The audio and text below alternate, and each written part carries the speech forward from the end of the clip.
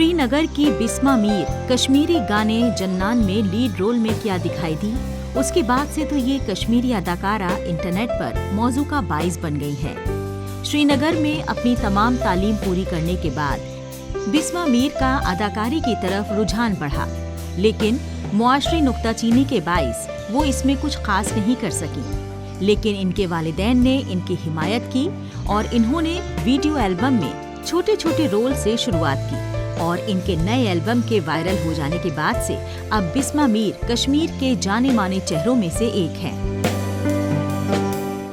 तिनके लाके हम जोड़ रहे थे और बना रहे थे, और फिर फाइनली जब वो दिन आया तो उस दिन मुझे कुछ फील नहीं हुआ। मैं पूरा दिन बेयरफुट थी, शूट कर रही थी और ऐसे मैदान में कर रही थी विच वॉज़ वेरी अनकम्फर्टेबल। मेरे पैर छिले हुए थे, कटे हुए थे, ठंड से दर्द हो रहा था, लेकिन उस टाइम पे फील नहीं हो रहा था, क्योंकि एक आर्टिस्ट के तरीके से, एक आर्टिस्ट के तौर पर मैं ऑलरेडी लैला बन चुकी थी और लैला को दर्द नहीं हो रहा था। लैला के सिर्फ दिल में दर्द है अपने जानान को देखने का, लैला को फिज़िकल पेन नहीं हो रहा, तो मुझे भी कोई पेन नहीं हो रहा था। स्ट्रगल्स बहुत सारे थे। मैं तकरीबन 1-2 हफ्ते तक I didn't wash my hair because we wanted that look. मैंने काफ़ी दिनों तक I didn't even touch my face, I didn't wash my face. हम लोगों ने वो सब किया जो मतलब जो हमें नहीं भी करना चाहिए था। We crossed each limit to make this possible, to make मशरफस। बिस्मा मीर 10वीं जमात तक SSM में पढ़ी हैं। इन्होंने 12वीं जमात न्यू कॉन्वेंट से की। 12वीं करने के बाद बिस्मा ने चंडीगढ़ से जर्नलिज्म में डिप्लोमा किया। इसके बाद दिल्ली में जाकर काम किया। कुछ देर काम करने के बाद फिर पढ़ाई शुरू कर दी। इन्होंने बिजनेस एडमिनिस्ट्रेशन में बैचलर किया है, फिर इसी में मास्टर्स भी किया। ये कोविड में कश्मीर आ गईं। उस दौरान इनके दोस्तों और खैरख्वाह ने इन्हें ये मशवरा दिया कि इन्हें अदाकारी करनी चाहिए। बिस्मा का जो ये रीसेंट प्रोजेक्ट था या बिस्मा के जो इनिशियल में प्रोजेक्ट्स थे वो हमने किए, और कॉमन सी बात है, अगर मैंने इसके साथ इनिशियली प्रोजेक्ट किया एज डायरेक्टर और फिर से मैंने इसको म्यूज़िक वीडियो में अपने लॉन्च किया, लॉन्च नहीं मैं कह सकता हूँ कि अपीयर हुई मेरे नए वीडियो में भी, उसका मतलब है कि ओब्वियसली ये एक बात खुद ही बोलती है कि हाँ इसमें टैलेंट है। टैलेंट छोड़ो, मेहनत बहुत ज़्यादा करती है। मुझे याद है जब हम सेट पे शूट कर रहे थे, आप देखो ऐसे विंटर्स में फॉगी नाइट्स, आप देखो इन विंटर्स में आप अजान के बाद शूट शुरू करते हो और कोई बंदा सुबह अजान से लेकर फिर पूरे दिन ऐसे नंगे पाँव चल रहा है, कुछ नहीं पहना है, अपने शूज़ नहीं है, कुछ चप्पल नहीं है, कुछ नहीं है, उतनी सारी मेहनत आप देखो।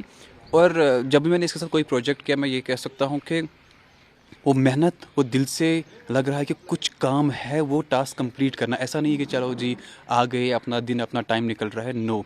और यस, वही तो एक मिसाल होती है ना जहाँ पे लगता है कि ये इंसान कामयाब हो सकता है, जहाँ पर उसको वो प्यार अपने काम में दिखे। RJ उमर के डायरेक्शन में जन्नान गाने ने बिस्मा को स्टारडम तक पहुंचाने में अहम रोल निभाया है।